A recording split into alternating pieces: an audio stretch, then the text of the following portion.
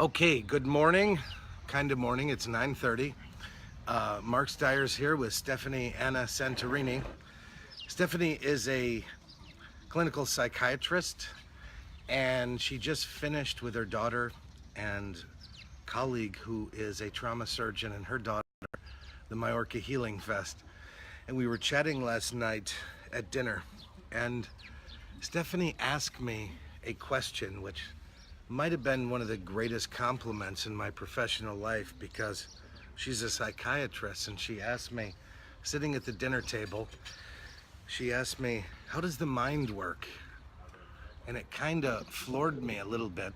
And I think for lesser people that don't have much brain functioning, they might think she asked a question like that because she really doesn't know. But anybody that understands realizes, metaphorically, she's thinking her cup is empty and she's always looking to learn more stuff. And last night I couldn't get to sleep thinking about me wanting to have more conversation about this, because every few years somebody asks me a very profound question that I think about for like a year or two. I'm actually, Benny Matthew, this great chiropractor in England, his wife asked me a year or two ago at an event in Edinburgh, where did my certainty come from? And I started to outline chapters for a book, Uncertainty, a couple of months ago. So maybe in 20 years that'll be all wrapped up. But I was thinking about this last night, and about 11:45 I'm laying in bed with my wife, and I'm like, I want to go wake Stephanie up and talk about this. She's like, you can't. I'm like, you know what I mean? Because just thinking about, I don't often get to talk about the mind with people. And normally when I do, it's such a conventional, in-the-box thing that it's not very interesting, you know? And I know, I'm talking a lot. I just wanted to lay the foundation to get it all out. I was thinking about it last night. And this morning I got up and I had to go swimming, and I was thinking about it. I'm like, when can I go talk to her about it now? And I waited to talk to you about it because first I wanted to get, as a psychiatrist, and I had not met Stephanie before this program. Her friend Lisa and their daughters, they practice in Austria, in my favorite place in the entire world, which is at the bottom of the Karwendel Pass near Seefeld, called Leutage. This little valley that drops down is literally my favorite place on the planet. Did she tell you that? Yeah. It has some kind of magical energy, and you know, years and years ago I wanted to move there, and my wife's like, yeah, no, we're not going there. Everybody knows what each other's feet smell like when you're in the mountain. So she's like, yeah, you're not going there. Anyways, her friend Lisa was a student of mine. And I just heard yesterday, actually, she didn't want to be on camera because she's too pretty. She doesn't want everybody to know how hot she is. So the point is that I just heard yesterday that she threw the knife away. She's in the process of being one of my trauma surgeons. She's like the female James Bond. You know, she goes up in helicopters and rescues people out of the mountains and has a super bike, and she's super hot and has an amazing daughter. But she doesn't want to be on film. I don't know, maybe she's a secret agent or something, who knows. But anyways, yeah, I had to get all that. And I only had one coffee, so I'm sorry. But I wanted to find out from Stephanie what exactly your subjective feeling was, this thing, because this healing fest, because you never participated, and I hadn't met Stephanie until right before we were beginning. So most people are doctors that I know that come to these healing fests. A few patients have been coming to me for years. I've never before, I've been doing these for years, I have never before shared with anybody else outside of my little world what people's transformation is. That's why I wanted to talk to you, because I thought, ooh, this amazing woman that has all this knowledge of the mind. And I've been holding back asking you about your subjective experience just now. So I'm gonna try to shut up for a minute so Stephanie can explain what it is that what her experience was like. So I started out as this psychiatrist, like, you know, with all the medication and therapy and Go get some breakfast, it's on me. patients coming and going, and this always had the sense of, what's the sense of this all? What's life about? What is healing? What does it mean to heal? To really heal, not just, you know, this superficial kind of healing. Not treatment. Like just treatment, Yeah. like, you know, I'm sad, now I'm happy, then I'm sad again, then I'm happy. This really profound healing. And I went through a lot of different kind of therapy, psychoanalysis, psychodrama, psycho, and I'm sorry to laugh. really- It's usually me really- making fun of psychotherapists and psychiatrists, but so nothing really, you know, things happened. but Mostly nothing, psycho. Nothing really happened. Nothing really happened. And what was always, fucking me off was that everybody was, this is interesting and that is interesting, but nobody really asked, what is life about? What is Life. it about? What is life about? What is life about? and sorry, I gotta interrupt one Yeah. second because you look really young. But how many years have you actually been doing this? This isn't your first day in camp. Okay, no. So I'm 40 years now, and I've been. Oh, you didn't have to tell your age. It's okay. I. Hi. She's really, really hot for 40, isn't she? But the point is, you've been a doctor Yeah. for how many years? I've been a doctor since 2004. That's 14 years now. Wow, that's a lot of years. So, and what made the real change was that I started working with, you know, energy healing with hands, but not really with hands, but with something higher than me, feeling what I really am, not this Stephanie stuff. Who am I really? At your core. I started asking, who am I? And teachers asked me, who are you? How long ago did you start that? Was that at the beginning or? No, that are you was talking about that was recently? after cycle. And that was, you know, how these coincidences happened, started happening. That was the Coincidences. first Do you time. believe in those anymore? No. Yeah, that's Everything okay. happens on a purpose, and that was the best purpose I ever had, was to go into this healer school, and my mind was starting, no, I'm not allowed to. Maybe you went to a healer school? Where is this? This is Uta Maria Reinbach. She is one of the students of. Is it down there in my favorite place in the whole world? Or It's near. It's healer school? I never heard of that. Oh, it's so. Oh, that was really the beginning of life. It gives me a little. I immediately visualize like Harry Potter. Yeah, yeah. There you go. That is Harry Okay, Potter. sorry. And so she was telling us, you guys, you're, and you know, this body is for this lifetime, but you are love. You are pure love. You are light, and everything else is, you know, experiences around this love that you are. And the real thing is to experience love and connectedness with other people, and that's what makes you heal. Feeling the connectedness, feeling that this body is not all that you are, but you are a multi-dimensional being, not just the one sitting here, but the one that can be in Africa at the same time, the one that can be in Europe and, you know, everywhere. Well, that's pretty profound, and most of my audience is chiropractors, chiropractic students, and people in the chiropractic realm. So it's very profound them hearing that from a medical person who specializes in the mind. It's a good thing to hear. I always say to the medical people is that, at least to come into my life in the beginning, is everything in the world is needed, right? The problem is most people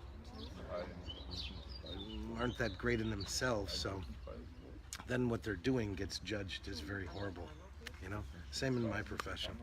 I love chiropractic. Most chiropractors are useless. It has nothing to do with chiropractic.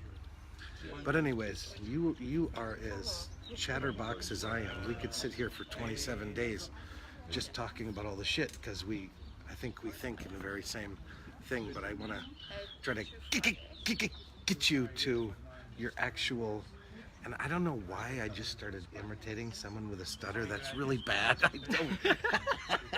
Because it was a joke last night. I was talking about the coffee, like a coffee, because I need coffee in the morning.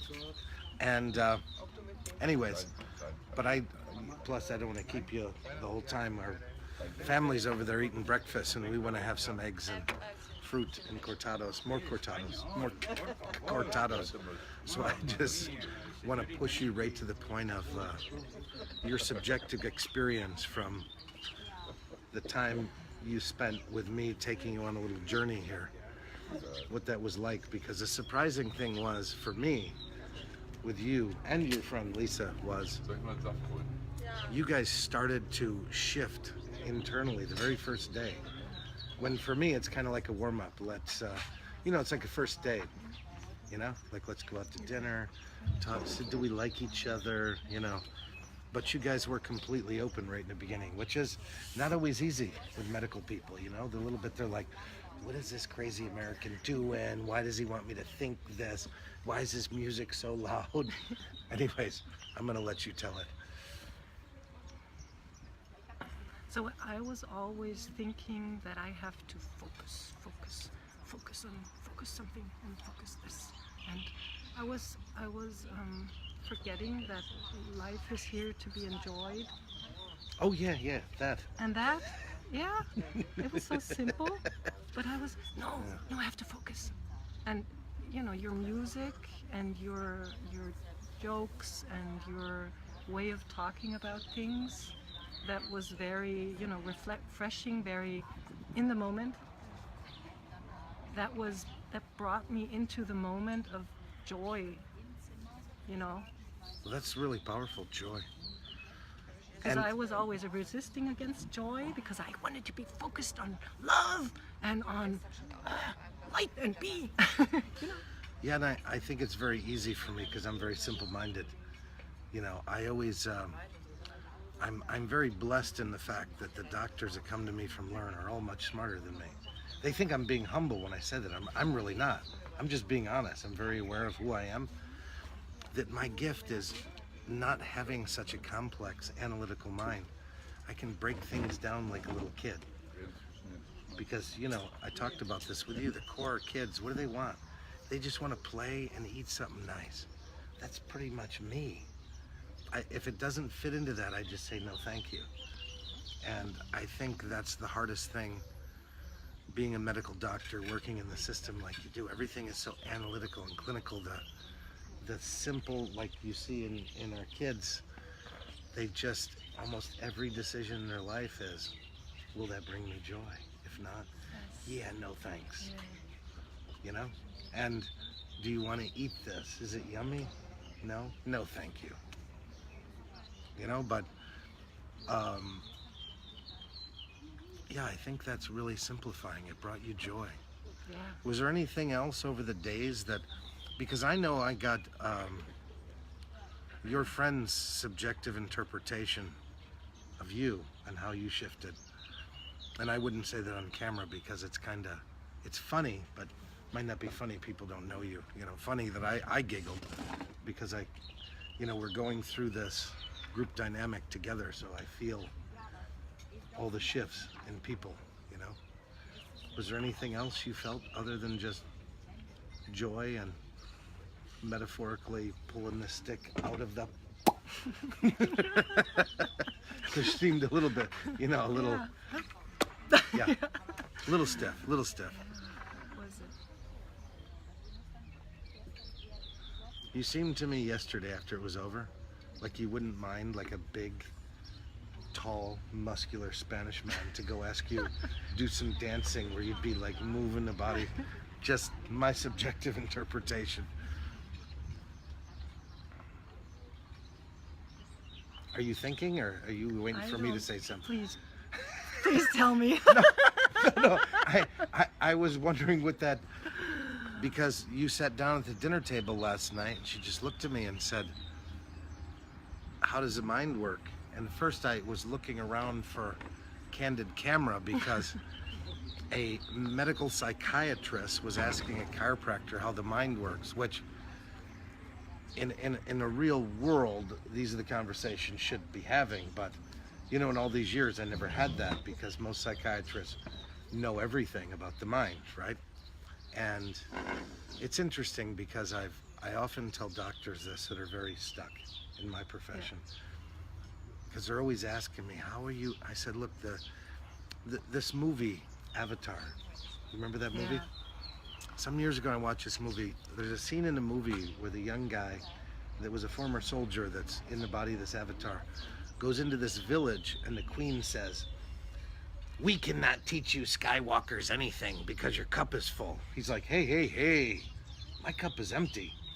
And I remember laughing so hard at that scene and almost falling down, because that's how I always feel myself. My cup is always empty. I'm willing to learn something from everybody. Even idiots might have something to teach us. And yeah, that's what I thought about you last night. I thought about you going in the village saying, hey, my cup is empty. You know? Because someone's sitting close to me going, why is that so funny? Because I had to process it for a minute that you asked me that question. It would be like me saying to you, hey, how does the spine really, you know what I mean? And yeah, I thought about that a lot. I got very little sleep, and I was just kind of waiting this morning. I was sitting outside in the balcony, like waiting to see what was the appropriate time to get a hold of you guys. So what I was thinking about the question as well when I was jogging in the morning. Oh, so it wasn't just me. Know, I was you too were and thinking. I was listening to some discourses, and then all of a sudden it came to me what I once read, like a couple of months or weeks ago, that the mind is a bundle of desires. That's what, and to get rid, for at least a few moments of the desires of wanting this, wanting that, wanting to know, wanting to, categorize, letting go of categorizing and just being open to what is here. So and taking the mind as an instrument to. And are you only talking about the most optimistic shit? Because I thought that first day when I met you and I heard you're a psychiatrist, I thought, all right, here's going to be the one person that's going to understand when I'm talking about the two questions, one from Nietzsche and one from Jung, dealing, but mainly with Jung, dealing with, because people make references to Jung, but never read his shit. It's almost like Dante's Inferno. It will scare the shit out of you. And I was recently reading this book this guy gave you, this Jordan Peterson, who he's like, the intellectual superstar in your world right now, the mind. Unbelievably intellectual and he tries to keep himself neutral, but I this is why these names, because I'm really bad with names. It was just because I was reading him, I remembered, the names Nietzsche and Jung, because I forget people's names, but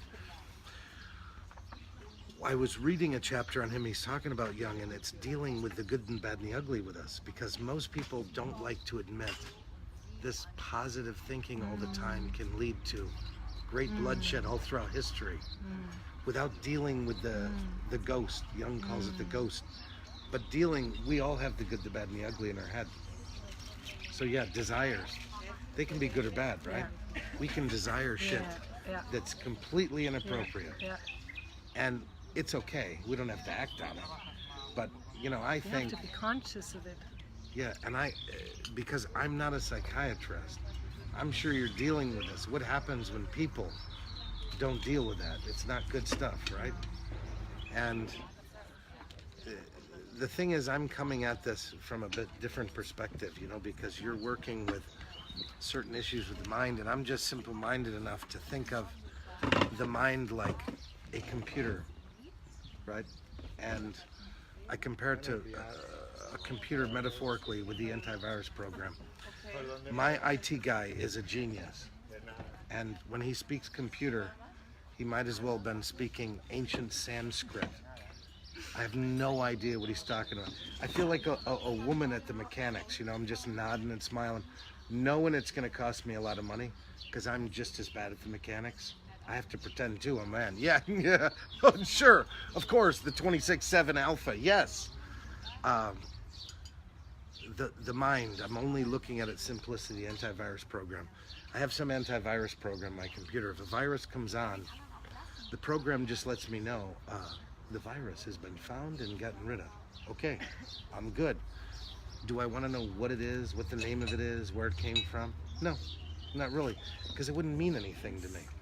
So for me, being a chiropractor, I don't have all that stuff in my head where I'm looking at the mind in a much more simple way that it's way too complex for a simple-minded person like me to even think that I know all of the stuff going on there. And I know a lot. I've been studying the brain for almost 20 years. But the point is, my cup is literally empty and dry with that, and I'm only focusing on people in the Healing Fest just to try to get that shit out.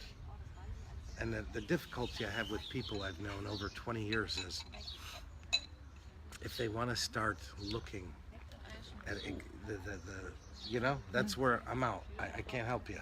I don't know. If you focus on that stuff, I've never seen anybody successfully deal with it when you're trying to, you know what I mean? And yeah, that's a unique perspective in looking at the mind, because what I said to you last night for me that I always recommend all doctors is it doesn't matter what procedures you've learned. There's only two questions that matter. What is neuropatho-physiologically normal, and where is the patient at? And how do you get a human being from there to here? I would say, who gives a shit?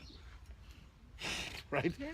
If people are functioning normally, optimally healthy, they're not experiencing disease and dysfunction. Who cares how they arrive there? You know? Same with me. So these are, yeah, and this is what I was trying to bring together, that anybody who's seriously in the human pursuit of helping human beings, it doesn't matter what, for me, because I've met people all over the world in countries that are doing amazing things with human beings that are completely different. And I always say, for me, the only thing that matters is outcome assessment.